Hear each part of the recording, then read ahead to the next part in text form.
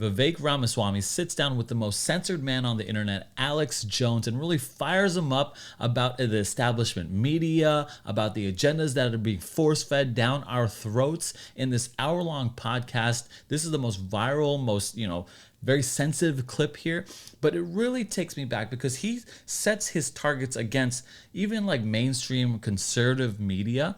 And as a Christian, I lean more towards the conservative movement. Obviously, the left side, there's a lot of things that I cannot, get along with. I don't agree with. I can't agree with because of, my convictions on the Bible. However, if I look to the right, I just sense more of this narrative, warmongering, insensitive, ungracious, unforgiving, this bigotry, all of this stuff, these agendas, these things that are being pushed my way from conservative movements. And I personally am feeling more and more disillusioned as more of that happens. And so I just feel like from a Christian perspective, my name is Aaron. I do Christian commentary on all things culture. And I think that it's in line with my belief to just question everything. Okay. I just don't trust things anymore, especially with AI and the ability to manipulate videos. I don't trust anything. And so I have to question everything. And I think Vivek does a really good way of leading me and Alex Jones and maybe you down this path of like, okay, what's next after we question everything? What's next? And what really happens, it fires up Alex Jones, gets him on one of those, those tirades, and hopefully you and I can learn something about it. So let's get right into it. So that's I think that's what our pro-American movement needs to learn is we've been lied to 360 degrees so much that it can create the first form of laziness is just believing what you're force-fed. So we have been lied to all the way around 365 degrees. I don't know if that's the degrees that's needed. So it's like everywhere, right?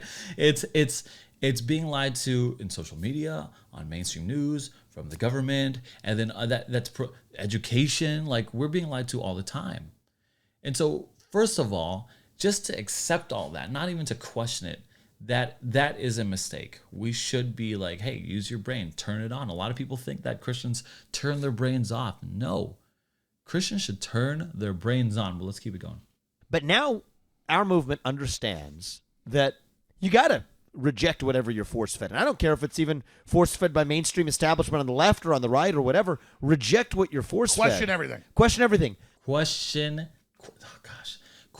everything. Okay? There's too much at stake. You don't want to be a drone. I don't want to be a drone. I don't want to just be totally, I'm told to vote this way because I don't know, that's how I'm supposed to vote. I'm right wing, I'm left wing. That's so simple and silly to me and irresponsible and lazy. And I think that's the spirit of what Vivek is getting to. It's phase one. But then at some point, you're not going to get anywhere just by sitting and questioning. That's the first step. So that's what I'm saying. We've seen the problem with clear eyes. We understand the Pharaoh. We understand to be skeptical. Now I get this. I'm not coming from a place of personal frustration, but when I'm coming on the scene aiming to lead this nation forward, people say, well, you came out of nowhere. Didn't you work at start a biotech company? And at some point I'm going to say, listen, people, once we see the problem with clear eyes, we can't just spin our wheels and throw our hands up. We need competent leaders who share our understanding of the problem. Well, plus the whole power to actually move this country forward. I like how he cuts off Alex Jones. He's about to pop off, and he's like, let me finish my statement because the Alex Jones. But I think that's right. We have to have competent leaders. Okay, competent, like aware, like know where they're at.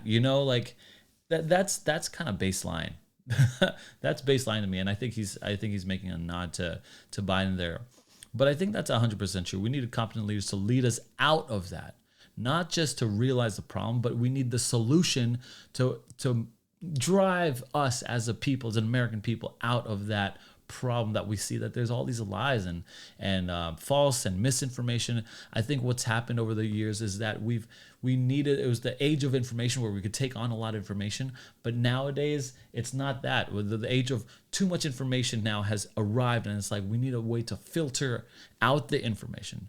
The age of information was like, let me give it all to me, and now we need the ability. People actually pay for the ability to parse down information, because everyone has all the information on YouTube, but you don't know if it's good. And so you pay for courses, you pay for business courses to systematize and organize thought and information to a way where it might be already offered for free, but people would pay for that filter process. And in the same way, I see that same need in investigative journaling or narratives or media and all that. And so I mean, we need somebody out of that, especially to set our morals and our viewpoint as a nation towards the greater global economy. The whole power structure came after you. Then they did that whisper campaign that you were really secretly establishment because you're going around networking. I mean, I've met with Bilderberg Group members. I've met with people that are in Davos. Doesn't mean I agree with them, but the whole and you're not endorsing their system. Hell no. You're not. So, but the system has come after you. Yes. You've been the main target the last 2 debates.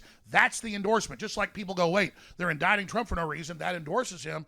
You are the next biggest targeted person. Did you see this Hannity interview last night by chance? So I mean, they're indicting Trump, whether or not he's guilty or not. I don't really care. I'm not too interested in that quite personally. Should I be more interested? Not. I'm not. So, but he's going to talk about Hannity, and it's where, for context, Hannity really laid into Vivek. I did a video on it. You can check it out at the end of this video. But yeah, he's going to talk a little bit about this. No, I missed it. Oh man. Yeah, I mean, look, I'm making the case. I think it's sane that on one hand, absolutely Israel is our ally. What happened to them was wrong. It was barbaric. It was medieval. And of course, they have a right to national self-defense. But I've also said that we should not want to enter a broader regional conflict in the Middle East that doesn't advance U.S. interests, because we have to learn from our prior mistakes in this country. And that's arguably not good for Israel, but it's definitely not good for the United States. And so I also pointed to others in the Republican Party like... Yeah, so I think that's fair. As a Christian myself, he's a Hindu, Vivek, but as a Christian myself, I don't want to see war. I've seen videos on Twitter. I've seen these, the suffering. The worst one I saw was a little baby, couldn't be under 6 months, shivering and like blood on his face, shivering and alive, but barely, and it's heartbreaking. So no, I don't want war. They deserve to be have a defense. They deserve to go on a counterattack for sure. But an extended war, I mean, I don't want that. I don't want that at all. And of course, everyone has their opinions. You let me know. Should we go to war for Israel, or in the comment section below? I'm willing to learn, but I personally don't see that right now.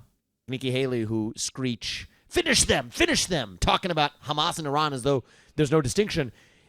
Finish them. Okay, what are the consequences of that for the United States of America? I didn't see it. Well, here's the problem. Take an emotional action. So I think so interestingly, this guy, Hannity, I was very disappointed, comes after me for pointing out that Nikki Haley has made $8 million after her time as the U.S. ambassador to the UN as a military contractor and otherwise. I mean, that was the wake-up call for me, is to see even a purported conservative voice buy into what is the captured establishment super PAC puppetry last night. You should watch this one.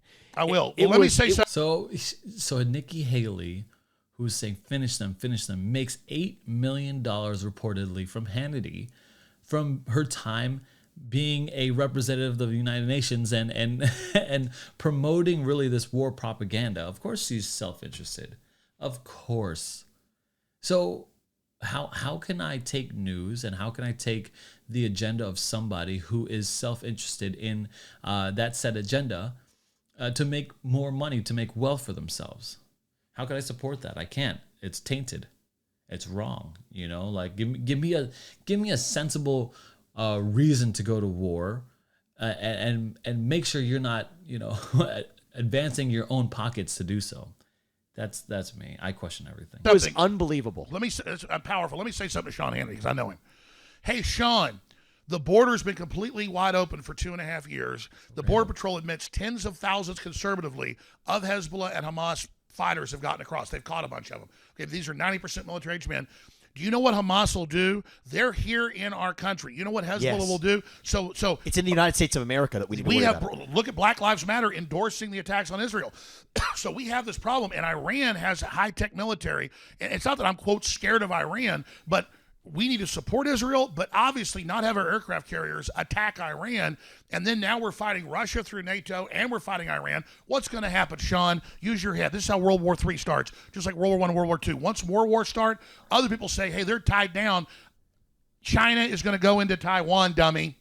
And we can't take on China too. And the saddest. Yeah, so I've heard this conspiracy theory. He's the man for conspiracy theories, but it's to be able to drag America into multiple wars on multiple fronts, and then that's how you take down a giant, I guess. And China could do that. I mean, yeah, that's certainly an option. If I was China, I'd be doing that as well and try to drag America, drag its resources, drag its attention into all different types of war fronts. And yeah, it makes sense. I'm not really into I don't know much about it, admittedly, so I'm not the expert on it.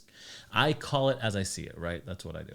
This part of this is that if there are Republican presidential candidates who stand to make money off of it because they're on the boards or have been on the boards of Boeing and are collecting stock options while they're running for president and have had family military contracting businesses and made a habit of making money off their time in government.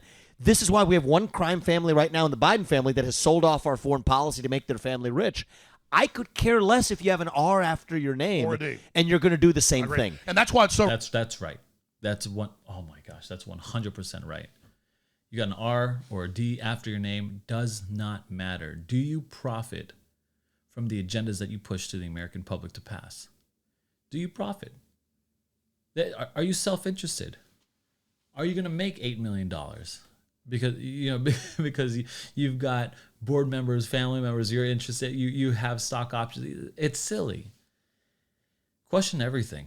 I think as a Christian, I don't take the side that I'm like, oh, I have to vote Republican. I reject that, actually.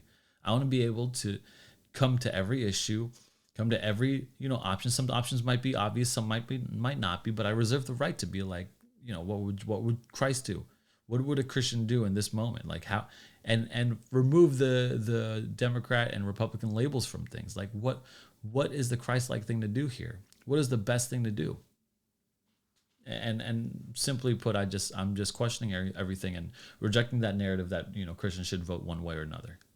That I'm done with that. I'm done with that life. Anyway, check out the other video that I did on Sean Hannity and Vivek. Talk to you soon. Bye.